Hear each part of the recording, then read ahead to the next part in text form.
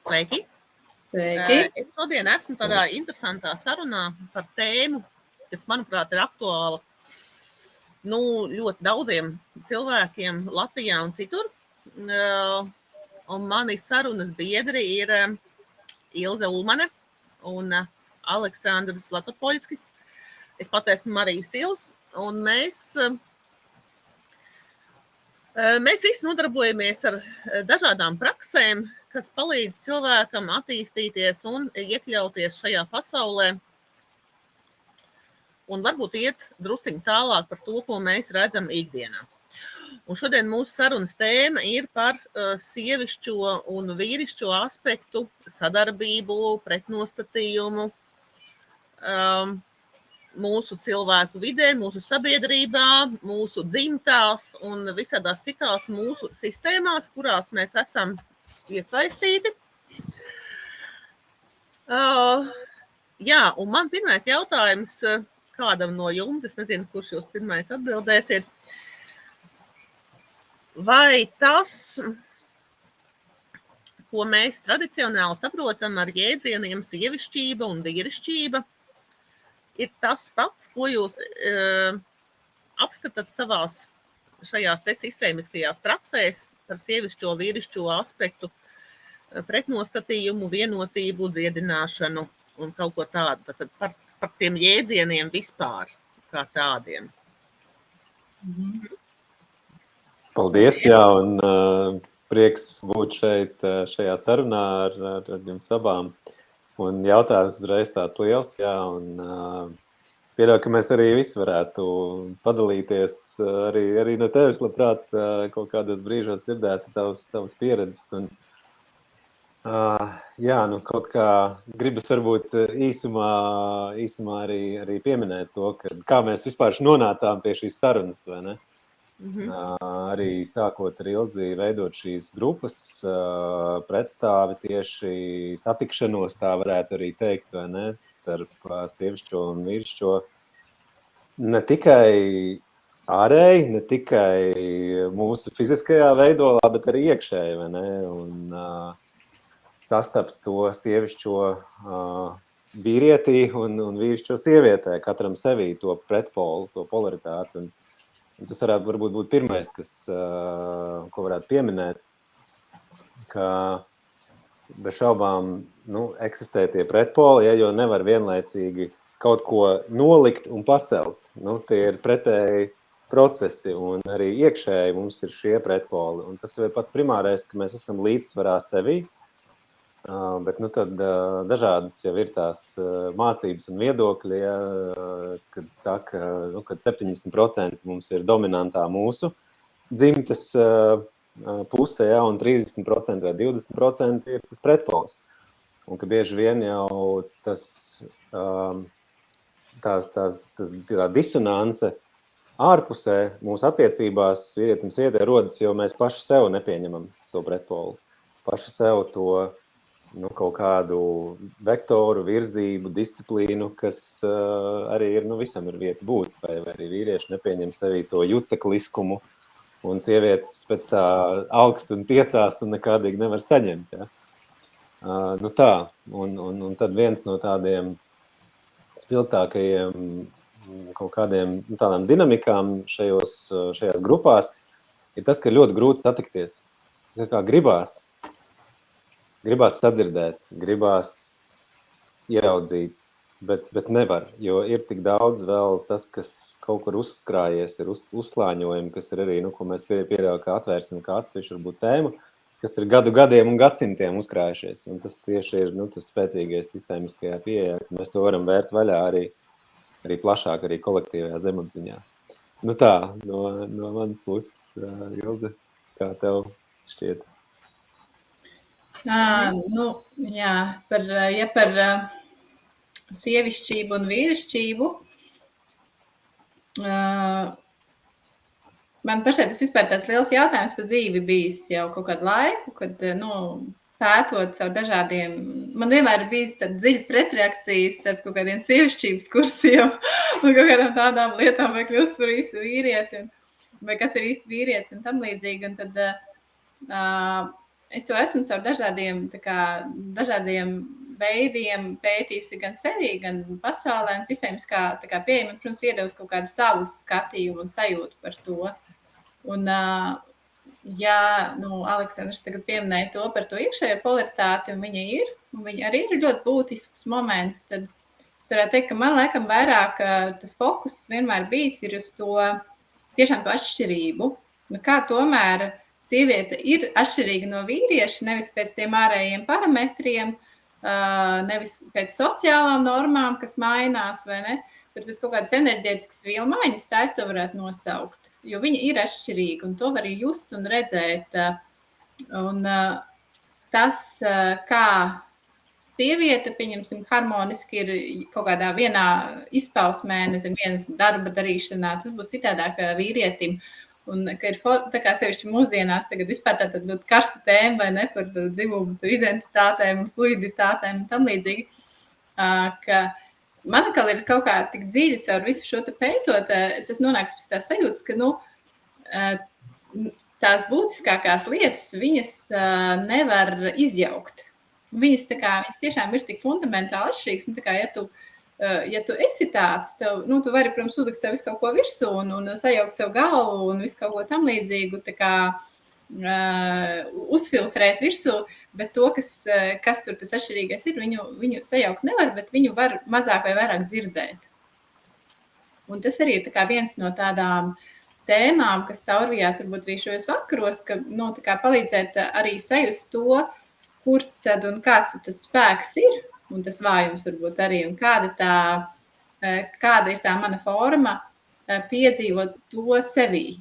Kā es piedzīvoju, kā es to pazīstu, kā tad es esmu sievišķīga, vai kas ir tā sievišķīgā izpausme, ar kuru es jūtos mierā. Un parasti jau es esmu labā sevis izpausmē, harmoniskā ar sevi, to atspoguļo arī pasauli, to atspoguļo arī attiecības. Bet tas ir, tur ir pats balans, manuprāt, starp tādu individuālu personīgu veidu, un tomēr, kā sistēmiskā metoda, viņa tomēr ir tāda, kā lai saka, viņa ir tāda mazliet tāda, tur nav, Hellingers jau vispār arī pats par sevi, viņš tā kā, likumi ir tādi, vai ne? Tur vecāki pirmie bērni pēc tam, tāpat arī, man liekas, arī, ja skatās ar sistēmisko metodu, tad tomēr ir kaut kāds, tā kā sievišķais ir plūstams, vīrišķais ir, tā kā statisks un vadošs kaut kur. Es esmu no saviem skolotājiem kaut kādus paņēmus tā kā atslēgas vārdus par tām atšķirībām. Bet tāpat es redzu, ka tā tēma ir tik plaša, ka viņu nevar beigt tā kā pētīt. Un tas ir tas, ko es aicinu jebkuru tā kā nepaliks pie kaut kādām vienām patiesībām. Beidzot, es zinu, kas ir sievišķība, zinu, kas ir vīrišķība, kur man ir saraksts, kur man ir pie kā strādāt, tas man tur mīnusiņš, tas man tur plusiņš, bet tik atstāt arī tam to izziņas plašumu. Tas tā moments. Jā, man vēl dažas lietas nāk, mēs varam tur arī vēlāk, jo mums tāda liels jautājums un liela atbilde, vai ne? Bet kā tev pašai arī tavā praksē pieredzētas? Man šai jomā ir tā, ka es diezgan daudz esmu domājusi par to, par sievišķību un vīrišķību, kā par būtību un kā par enerģētiku katram cilvēkam. Un to, kas ir sociālās lomas un kas ir tie pieņēmumi par sievišķību un vīrišķību. Un es braukājot šad un tad pa pasauli un satiekoties ar dažādu tautību cilvēkiem un klientiem, nevarētu teikt, ka es esmu tāda milzīga ceļotāja, bet tomēr tas ir redzēts. Es redzu, ka sievišķības un vīrišķības izpratne dažādām tautām ir atšķirīga. Viņa nav pilnīgi vienāda. Un tas slānis, jūs jau te abi arī pieminējāt, ka tad ir tas virsslānis, un tad mēs ejam dziļāk, tālāk un plašāk. Un tas virsslānis ir tie priekšstati, kā ir jābūt. To, ko māca tajos pareizos sieviešu un vīriešu kursos, ja? Un kā mums liekas, kā mēs arī bieži vien esam audzināti, kā mūsu mammas ir teikušas, ka labās meitenes dara tā, un puiši šitā nedara, un atkal viss kaut kas tāds, ja? Kas savā ziņā mums nostiprina šos te, to, ko patiesībā sauc par sistēmiskiem paterniem, jeb tādām schēmām, kurās mēs dzīvojam, tādiem ritmiem, kuros mēs dzīvojam, un kuri ir savā ziņā labi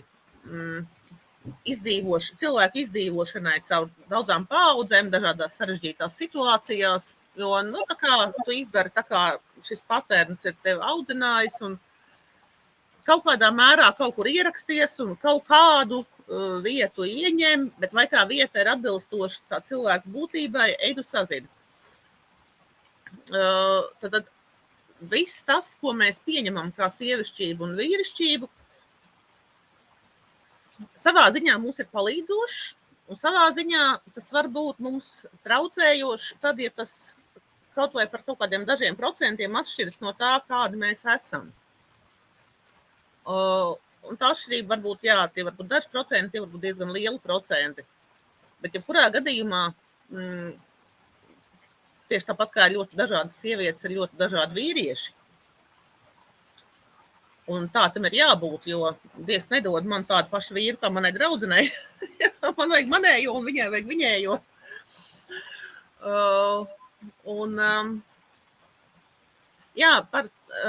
Es daudz domāju par to, cik mūs savažo šī te spēja iekļauties, un cik viņa mums palīdz justies ērti. Ja, un tas ir īstenībā daudzās sistēmiskajās tēmās jautājums, vai tas man palīdz, vai tas man traucē un mani ierobežo. Ja.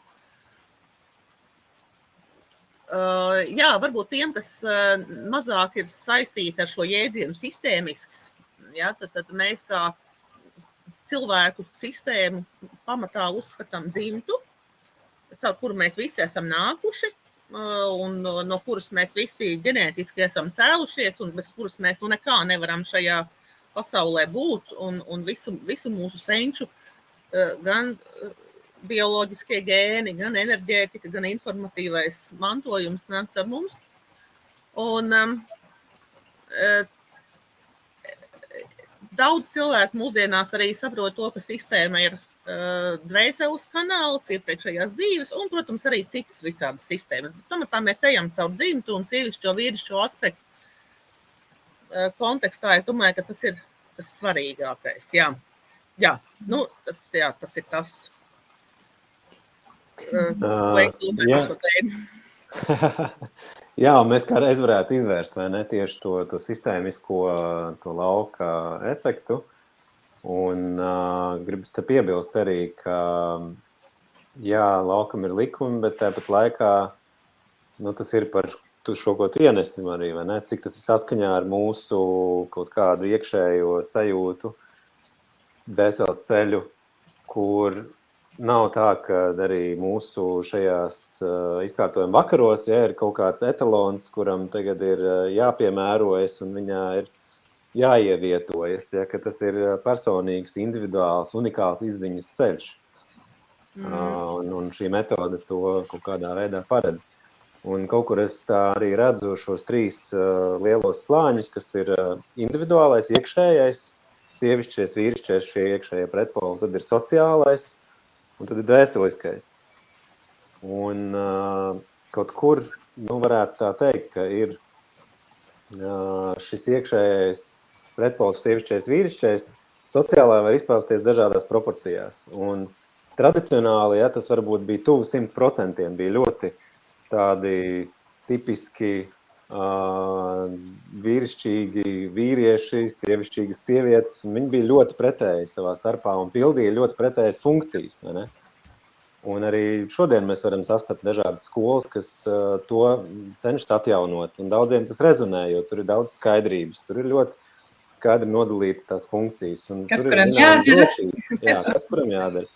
Bet tad tur arī ir tie kaut kādi, tās cenas varbūt, vai tie ierobežojumi, kur tas arī ietver to, ka varbūt sievietei strādāt, iet uz darbu, realizēties kaut kādā sabiedriskā vidē nav veselīgi, vai ne? Pēc tā skatu punkta, vai viņai vispār miedarboties ar citiem vīriešiem cilvēkiem, ja? Tur nebūtu labi vai nedrīkst, vai pat acīs skatīties, ja?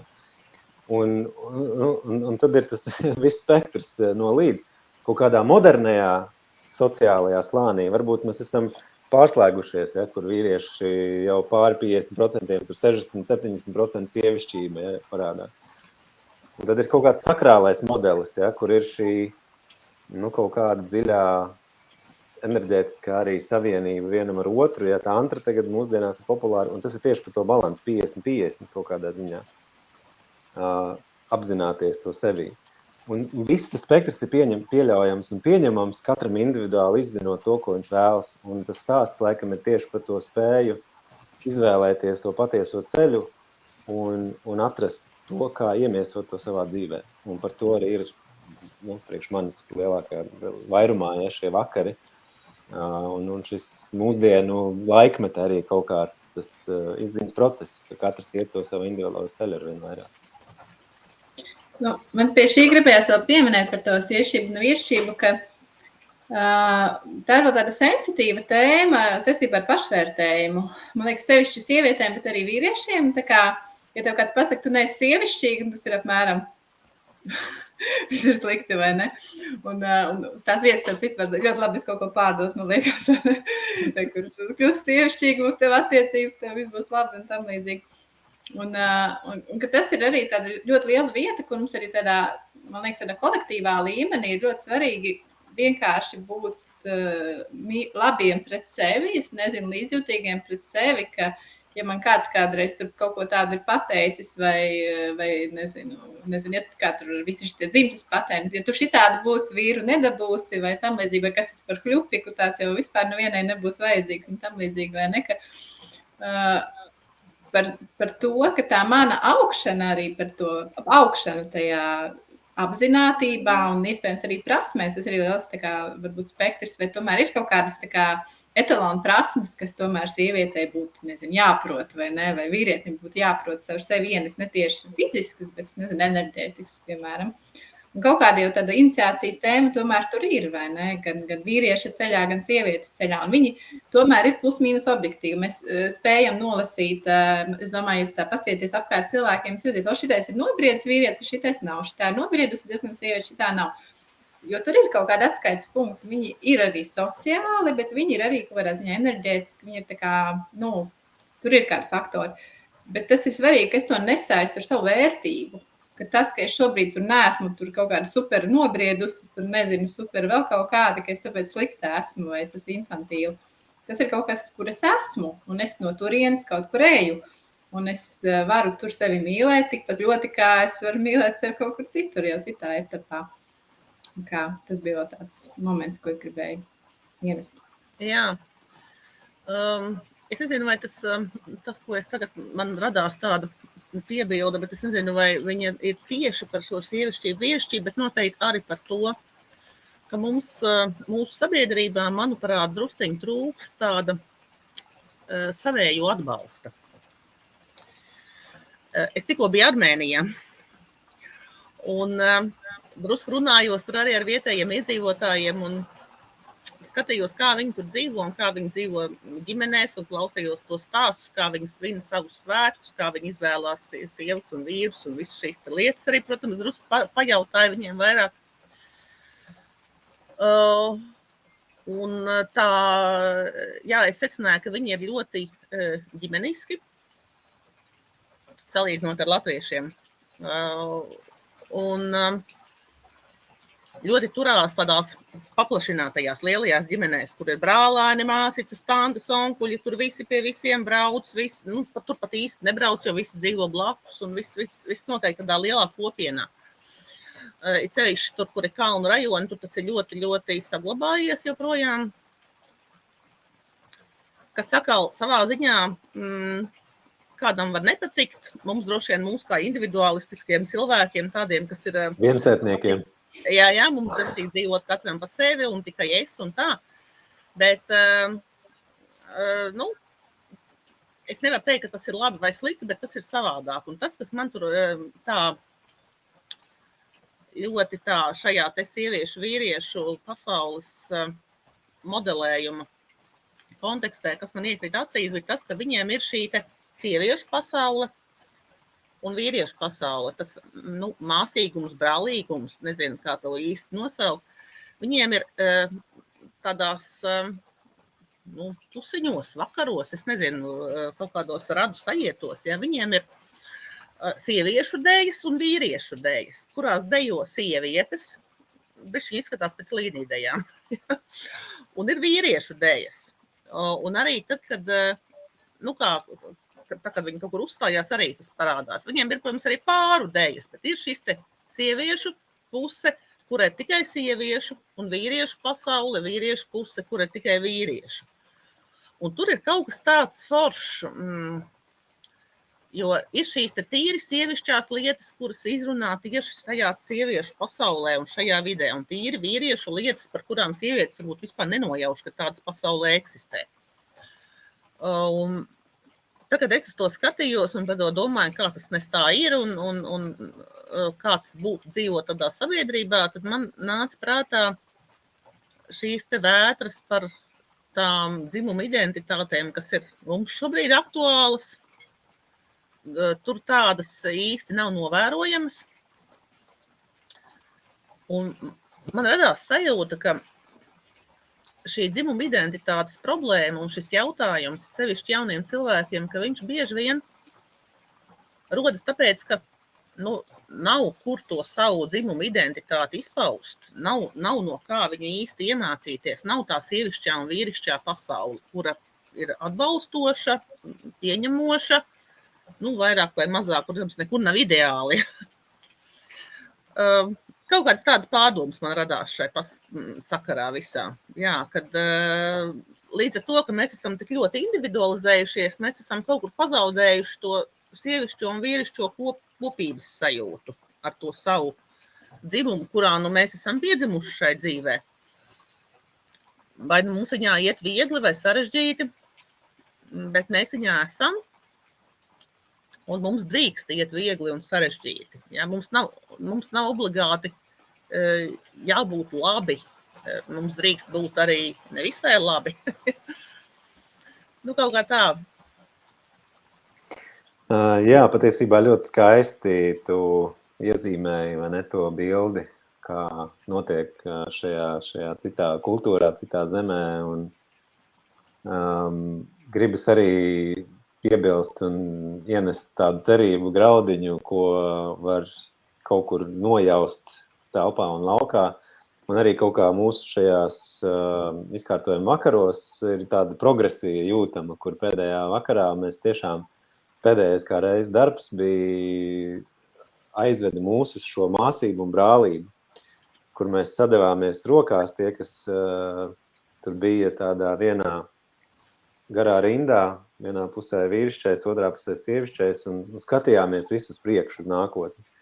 Un tas bija tik ārkārtīgi skaisti, salīdzinot ar to, kā bija sākotnēji, kur bija tiešām tās grūtības vispār pieņemt vienam otru un ieskatīties acīs un pateikt paldies un piedod. Un arī to var just, kad kaut kur mēs pamazām jau virzamies uz brālību, arvien vairāk māsības diezgan, manuprāt, ir jau iesakņojušās labi.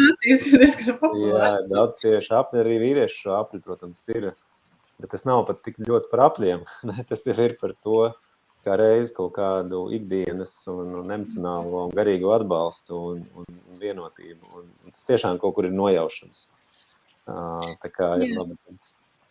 Šis tāda, man kā 3 bērnu mammai šī tēma bija ļoti, ļoti aktuāla, kad man piedzima bērni. Par to, mēs arī kaut kā tā ļoti fluīdi un tā kā man bija draudzenes ar līdzīgā vecumā ar bērniem, tad mēs arī kaut ko veidojām, bet es sapratu, cik milzīgs iegums, ka tā saime kaut kur ir cieši šajā tādā, tā kā iniciācijas etapā, kad tie mazie bērni ir, ka cik ļoti sievietei vajag tās māsas un mammas un vēl kaut ko tādu, kur tādā tradicionālā kultūrā tas ir tā kā nosegts, vai ne, ka tur ir tas atbalsts dažādos etapos un tas tā kā diezgan palīdz to telpu harmonizēt tādā plašākā nozīmē. Bet, es nezinu, vai tas nozīmē, ka mums tagad jāatgriežas uz saimēm, bet tomēr varbūt cits veids, kaut kāds jauns veids, vai ne, kā mēs šo varam ienest. Un es zinu, ka ir dažādi veidi, kā arī sievietes noteikti, viņas tā kā vairāk ir vai ne sociāli orientētas, viņas meklē vienu otru, kamēr vīriešiem varbūt arī sociāli ir vairāk tas, ka jātiek pašiem galā kaut kā. Bet es tāpat zinu ļoti daudz foršus vīriešus, kas tagad šo te kustību ir vīru apļu, vīru grupas un kaut kādas tur, nezinu, tēvu tur tās kopienas, kur tieši nāk vīri kopā atjaunot vai jaunā veidā piedzīvot šo te brālību un kopību, kur neviens otru nemāca, bet ir blakus tajās kaut kādos izaicinājumus. Man liekas, tas ir tāda forša zīme un iespējamība. Bet mums ir īstenībā komentāri un jautājumi, ja mēs gribam... Vēl pie šī jāsver par komentāriem, kā reiz gribēju pieskarties, bet šeit konkrēti praktiski, kas ir tāda jau izpausme Telegramā grupiņa, publiski var arī viņu uzmeklēt visi vīri veselumā.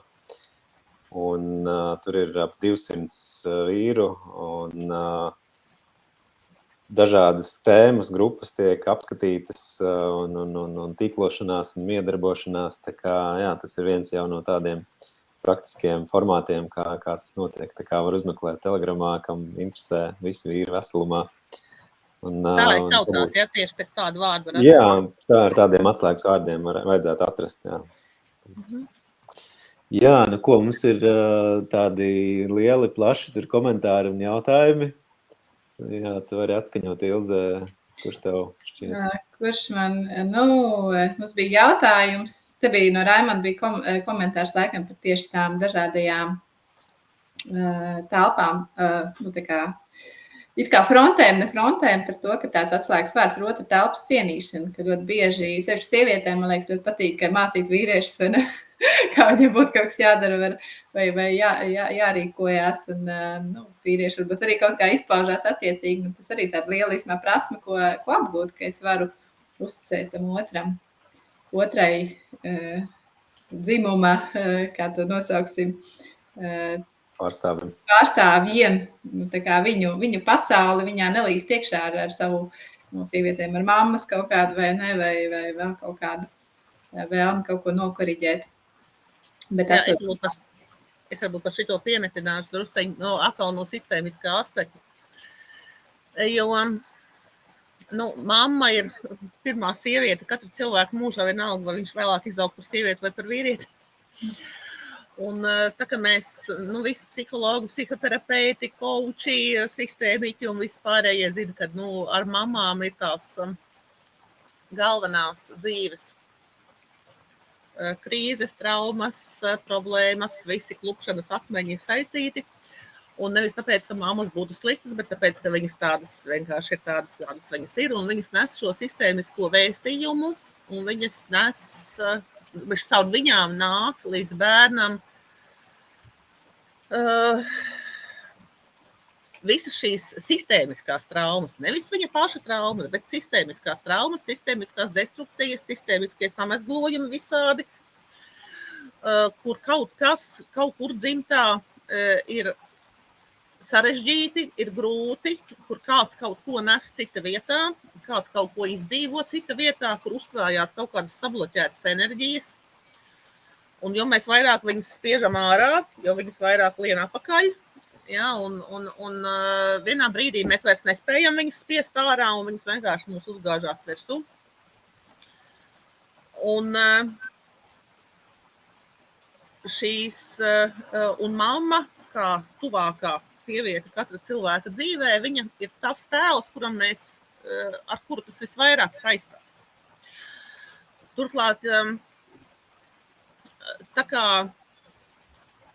mamma ir cilvēks, kurš ir saistīts ar mūsu izdzīvošanu.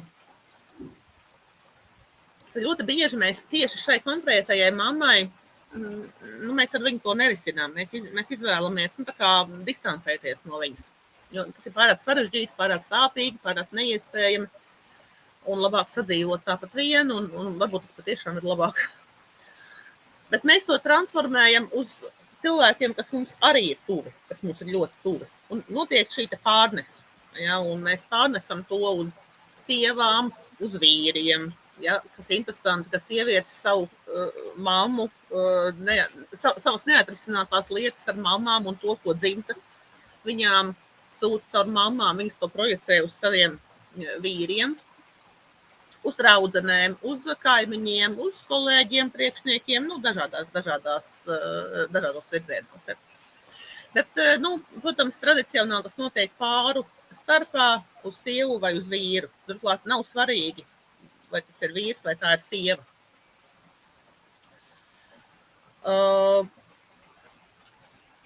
Jā, un tad mēs iegūstam tādu greizu skatu uz šo savu partneri, uz šo vīrieti vai sievieti, ar kuru mēs esam kopā, jo mēs viņā redzam aizvien mazāk to personu, kuru mēs kādreiz iemīlējām un izvēlējāmies. Mēs aizvien vairāk... Un kas tur reāli ir pretī? Kas ir reāli pretī, jā, mēs tur aizvien vairāk saredzam mammu.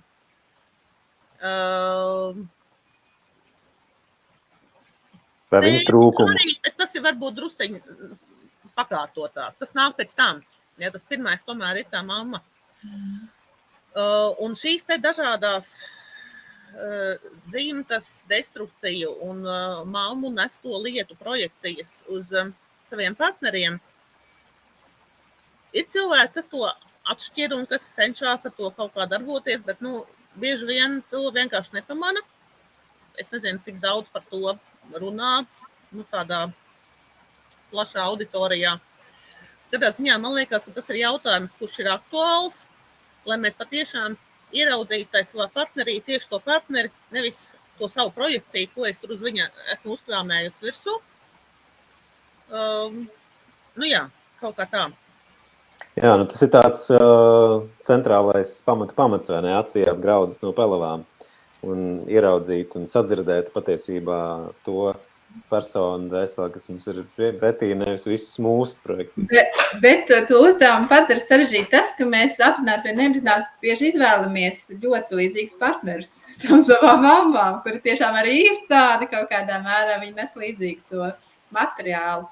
Un kaut kādā ziņā... Jā, jo tā ir tāda neapzināta vajadzība, kaut kur atrast, kur man izpaust, kur man ieraudzīt šito, ko es nevaru ar to mammu atrisināt, kur man to ieraudzīt dzīvē, ja? Reku šitais varētu to nest, ja? Un kaut kā nāk tādas pāris lietas, ko varbūt varētu piebilst, un tad arī pie pārējiem komentāriem varētu pievērsties.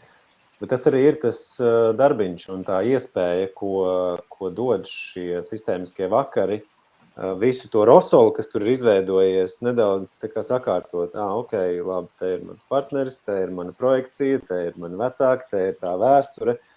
Un kad mēs to visu ieraugam un saliekam pa plauktiņiem, tad veidojas skaidrība un dzīvē parādās kaut kāda iespēja arī to ietekmēt un līdzradīt. Jā? Mēs kļūstam no upuriem par savas dzīves autoriem. Un tas arī ir tas process, jo bieži vien var dzirdēt, vai cik te daudz visu kaut ko rakt, vai vispār ir jēga sākt, vai tam kaut kāda vispār vajadzība tur līst, varbūt vienkārši jādzīvo mierīgi, ja, un jānodzīvo līdz mierīgam vecumdienām, ja, un priekš kam tur ņemties.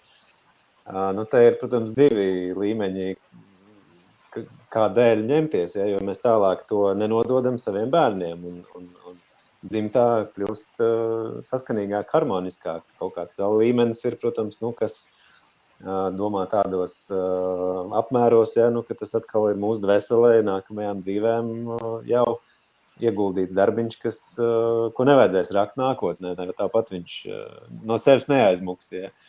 Tikai viens dzīves ietvaros. Jā, tieši tā bieži vien ir motivācija cilvēkiem kaut ko darīt, ja ne savā labā, tad vismaz savu bērnu vai mazbērnu labā. Jo, kas tad man, es jau varu dzīvot arī tāpat vieni, jā, tā. Īstenībā, kad cilvēks man saka, vai man ar šito vispār vajag ņemties, es saku, nē, ja tu vari neņemties, tad nevajag, tad dzīvo mierā. Ja tu vari neņemties, un ja tu zini, ka tavi bērni ar to neņemties, un viņus tas neskars, tad viss ir okei. Un tad parasti augstiem bērniem, kad iet runa, jā, tad tā sāk aizdomāties, jo mēs jau tomēr vēlam tā kā, viņiem drusciņ labāku dzīvi nekā ir bijusi mums vai senčiem, jā.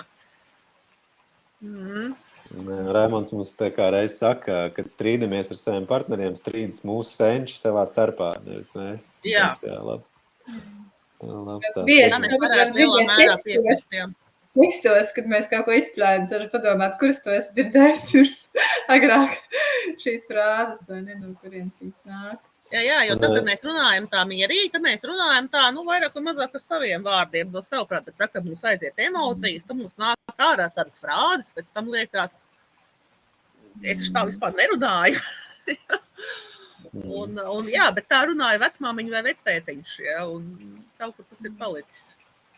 Vēl viena doma, ja drīkst, kas ļoti man saista, ir tieši šis sistēmiskais kolektīvās zemapziņas process, ko arī var novērot, kad mēs ejam dziedinājumā un ieraugam to, kad aiz mūsu partnerattiecībām un dzimtas vēl ir šis kultūra vēsturiskais slānis un mantojums.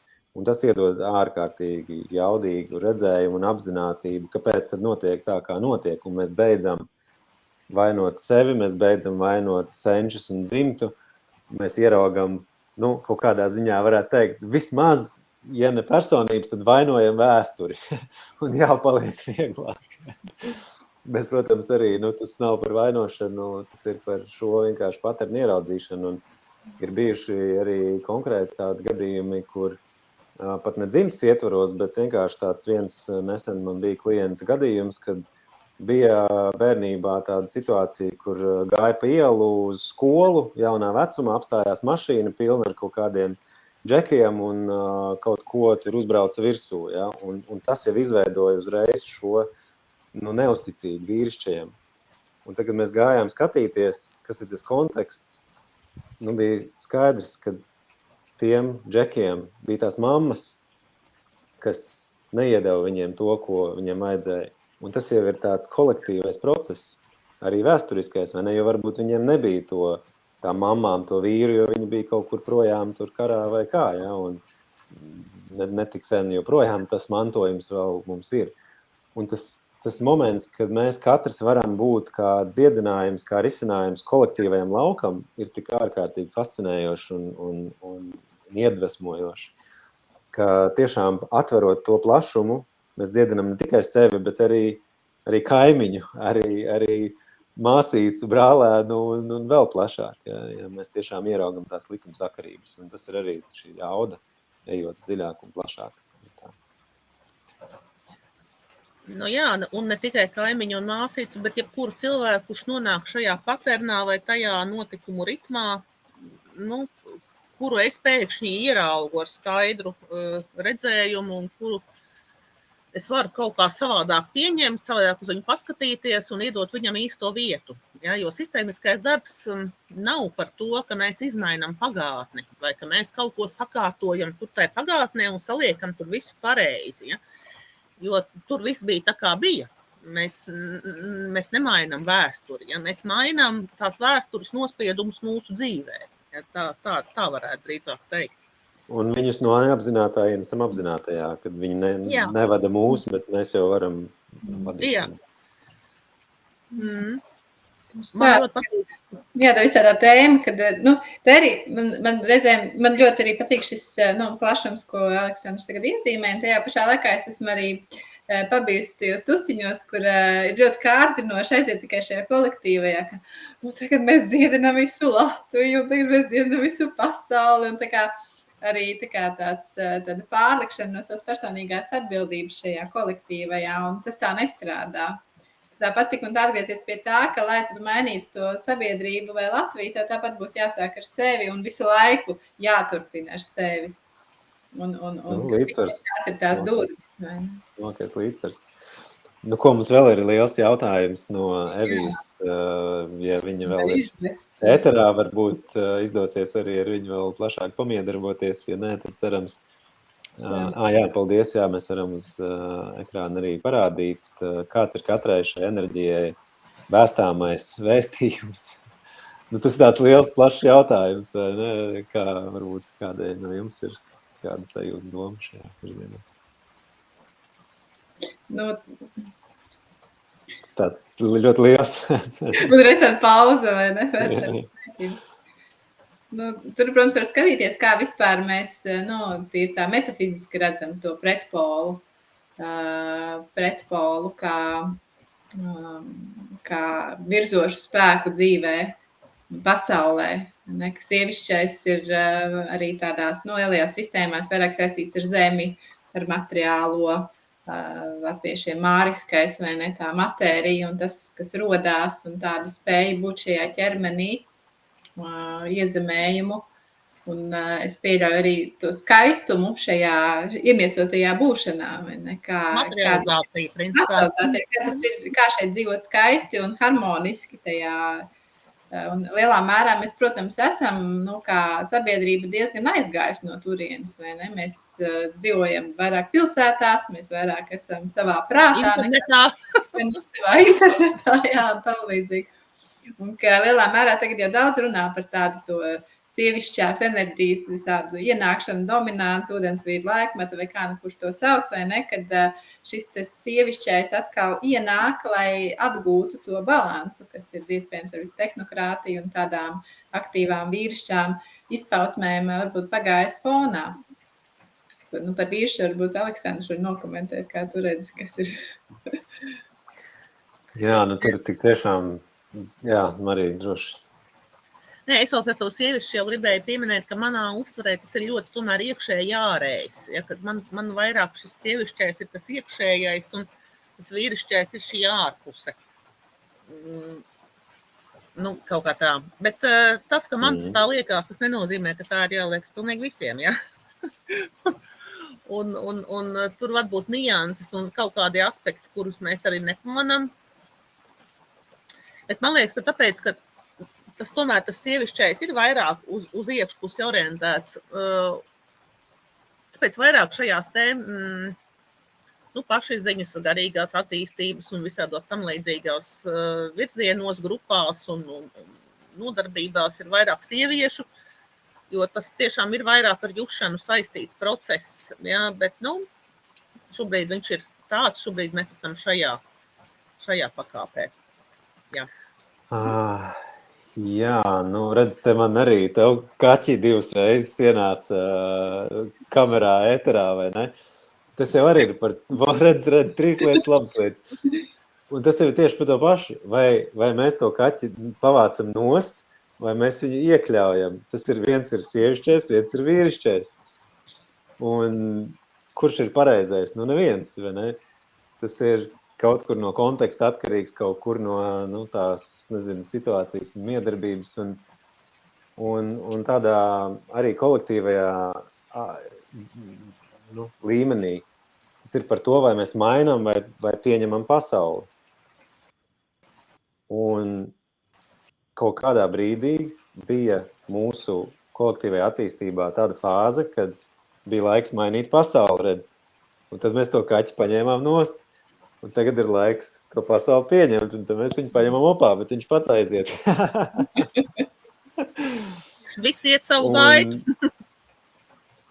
Jā, vai mums ir iesējot kaut kādu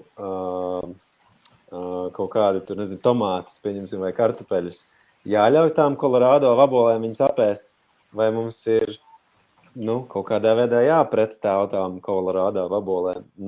Mēs viņus, protams, varam smidzināt, ja? Tas varbūt nav tik harmoniski. Mēs varam iet ar rokām viņas vienkārši nolasīt, ja? Tas ir harmoniskāk. Bet varbūt mēs varam uztaisīt. Pirms nav jāēd kartupeļi, un tad tas atkrīt. Jā, redz, tieši tā, tas ir kaut kādā galējā līmenī. Un tad ir permakultūra. Mēs varam izveidot dārzu tādā veidā, kad ir samtenes, pa vidu kartupeļi un pa vidu vēl kaut kas, kad tās kultūras vienu otru atbalsta, palīdz un aizsargā. Un tieši tas jau ir šobrīd tas posms, kurā mēs esam, jo mēs zinām vēsturiski ir pētnieki, vēsturnieki, kas stāsta par matriarchātu laikiem. Ir visādi arī artefakti, kas to apstiprina. Un patriarchāta laikus mums tālu nav jāmeklē, viņi tepat vien nesen ir bijuši un tiek nedaudz nomelnoti, bet, ja mēs paskatītos atpakaļ, varbūt būtu ar pirkstu norādīt uz matriarchāta laiku, gan jau atrastos. Gan viens vairs neatcerās, vai ne? Gan viens vairs neatcerās, ja. Un stāsts ir par to, ka mēs tieši satiekamies. Mēs veidojam to permakultūras dārziņu. Mēs neļaujam, lai visus kartupeļus noēd, mēs viņus nesmidzinām ar ķīmiju, kas iznīcina visu apkārt. mēs izveidojam skaistu dārziņu. Nu, tas kaut kā, manuprāt, tā deja un satikšanās ir šobrīd mūsu tas stāsts sadarbība un uzdevums. Jā, savu citu par patriarchālo un matriarchālo sabiedrību vēsturiski. Man liekas, ka Baltijā vēsturiski ļoti, tādā diezgan ilgā laikā ir matriarchāts patiesībā. Ja mums ir bijuši daudzi kāri, mums ir bijis tāds režīms, kad vīrieši ir vairāk strādājuši kaut kur projām no mājām. Un mums ir vēsturiski iegājies tas, ka mums tā noteicošā ir tā vieta.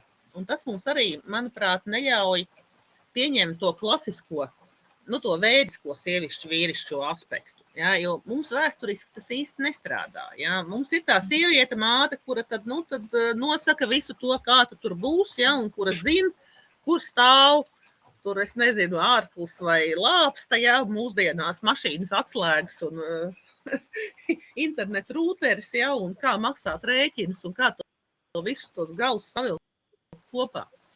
Mēs kā ar to ir drusciņi jārēnās. Ka mēs esam tādi, kādi mēs esam. Tas tā atkal par tām lomām. Bet tu redzi, piemēram, ka šis ir drīzāk kaut kas tāds, kas būtu jādziedina, kā tur lielās kara traumas un tās vientuļo sievietes un astas. Kaut kādā mērā, jā. Bet kaut kādā mērā tā ir mūsu īpatnība. Vai viņi ir jādziedina, es nezinu. Ja. Un te pie šī temata, par cik mēs nedaudz aizratējām un atgriezāmies atpakaļ pie viņa par to dziedināšanu vai ne, un to sistēmiskās pieejas kaut kādu šo, kā viņi nosauc, metodi, ja? Un citas metodas, kur ir metodas, kur mēs varam pārrakstīt pagātni, ir metodas, kur mēs varam dziedināt, un mēs arī esam vienā no šiem vakariem eksperimentējuši ar tieši dvēseli ceļojumiem, laiklīniju dziedināšanu. Un tur bija tā ļoti interesanti. Mēs sākām ar to, un pēc tam bija tāda sajūta, viss vairs nav ko tur risināt un cilāt un izkārtot, ja, jo bija tāda sajūta, ok, jau ir vieglums, jau kaut kas atlaida. Un tas ir tas skaistums arī gan šeit mūsu lokā starp mums trījiem un vispār, kad ir tik daudz to metožu, kuras katra iedod to savu atslēdziņu un savu pieeju, un ka mēs varam, visi ceļi guļiem pilni, visi ceļi atslēgām, visi beži atslēgām, kā tur, jā, bet kad ir viņas daudz un var gan dziedināt, gan apzināties, gan neko nedarīt un dzīvot mierīgi. Tā kā, un katram tas ceļš ir atrodams savs. Jā, mēs varam gan atrast, kaut vai ņemot šo te karu un cīņu sakarā, mēs, protams, varam katrā dzimtā, katrā laikā, mēs varam atrast šos te miera laikus. Ja, mums ir visās dzimtās arī šī miera pieredze. Tā pašā laikā aiz katras traumas stāv milzīgs resurss, to mēs arī zinām. Ja? Un mēs varam iet gan to ceļu, un mēs varam izmantot vienu un otru pieeju. Jā, Klauda, varbūt mēs varētu arī tad noslēgumā ieskicēt, kas notiek šajos sistēmiskajos polaritāšu vakaros.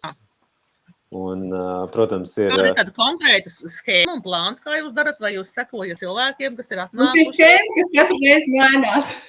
Es arī baidos teikt, kas būs šajā mūsu vakarā, kas būs pie tevis šo piekdienu, ja varbūt mēs pārdomāsim. Tur ir tas spektrs, vai ne, kad rodas brīnums tajā procesā un tajā brīdī un ar tiem klātesošajiem. Un tāpat laikā ir dažādi elementi, kurus mēs esam laika gaitā izspēlējuši un izmēģinājuši, kas katrs iedod tādu savu atkārtējo atslēdziņu. Pēdējā reizē mums bija šī pieaugšana, kad mēs tieši gājām caur šīm nenobriedušajām daļām un meklējām resursu, kā tad mums nonākt uz šo nobriedušo, pieaugušo daļu. Vienmēr, gandrīz praktiski vienmēr, jā, arī tas ir mainījies. Mēs sākam ar šo pretstāvi, kad mēs satiekamies viens otram pretim, vīrieši vienā pusē, sievietes otrā pusē, un vienkārši ļaujam tam, kas tajā brīdī vēlas nākt, iznākt, aicinam izteikt visu to, kas gadiem, varbūt gadu desmitiem vai simtiem nav pateikts, gan no personiskā, gan no dzimtas, gan kolektīvā. Un tad ar to arī tālāk izvēršam, kur tas process aiziet, bet vienmēr nākot uz šo satikšanos. Tie ir tādi varbūt pamat kaut kādi elementi, ka mēs ļaujam visam izpausties un tad meklējam šo iespēju atrast šo kopīgo valodu un sapratni. Kas vēl mums tur varētu būt, Ilze? Jā, reizē mums ir vairāk, mēs mēdzam arī, esam likuši, ka ir mazie grupu darbi, kad cilvēks jau ļoti personīgi iziet reizēm. Tā dinamika ir tāda, kad ir kāds no elementiem no grupas iznāk ar savu stāstu, mēs caur to izējam arī tādu kolektīvu procesu. Tā kā tas ir, bijis ļoti dažādi. Tas vienojošais man šķiet vienmēr ir tas, kas arī man ļoti sistēmiskajā metodē ir paticis vienmēr, ka nav svešu bēdu. Mēs esam patiesībā tik ļoti līdzīgi tajās savos stāstos un piedzīvojumos, un mēs tik ļoti varam viens otru arī tajā atbalstīt kaut kur es esmu izgājis, kāds ir sākumā, bet tieši nevis mācot, bet esot tajā, kas es esmu. Un arī ieraugot tai otru spogulī un apzinoties, ka varbūt man šķita, ka es jau te esmu liela un gudra, bet izrādās man arī vēl ir ko darīt un atnākt pretī, vai ne? Un, tas ir tas, ko es vienmēr aicinu, nākt uz šādām grupām bez gaidām, ar skaidru nodomu, kas ir tas, ko tu vēlies priekš sevis. Mēs parasti arī šādu nodomu apli sākam, aicinām katru nosaukt to nodomu vai sāpi vai vēlmi. Un tālāk arī ļaut tam laukam aizvadīt līdz tam harmoniskākajam tā ieguvumam risinājumam. Lūk, un tuvākā mūsu satikšanās reize ir... Jā, tad kaut kas bišķīt aizkavējās. Varianti ir, jā, es sadzirdēju, tā kā ir dažādi varianti, un šo piekdienu 22. septembrī. Un kāda mums bija adrese?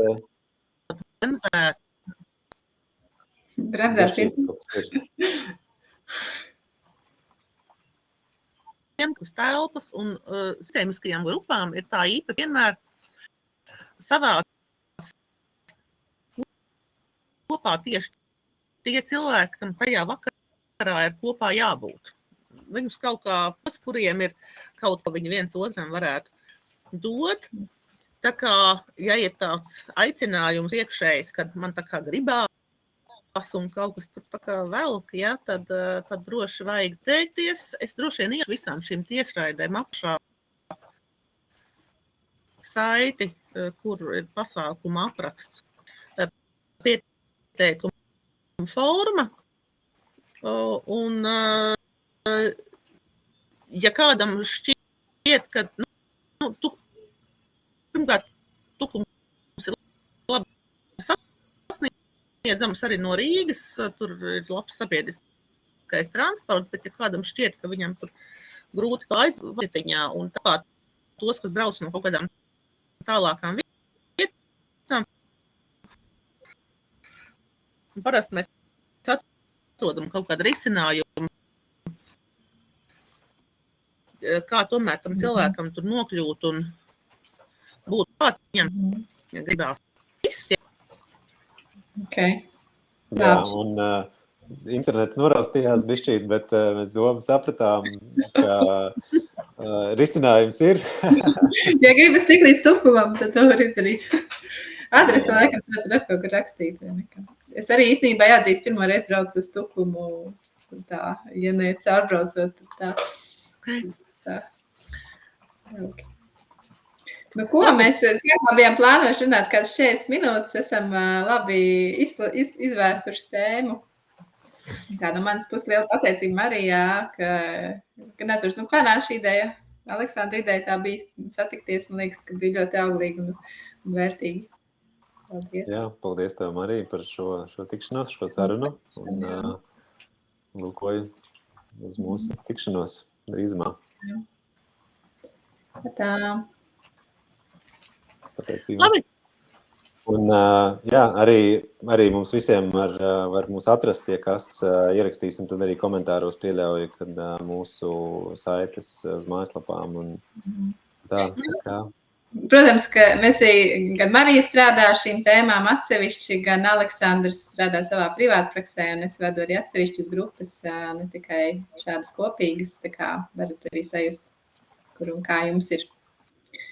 Nu ko, lai skaista kopā būšana polaritāšu spektros un lai sētīgi visiem nedēļu un uz tikšanos. Okay.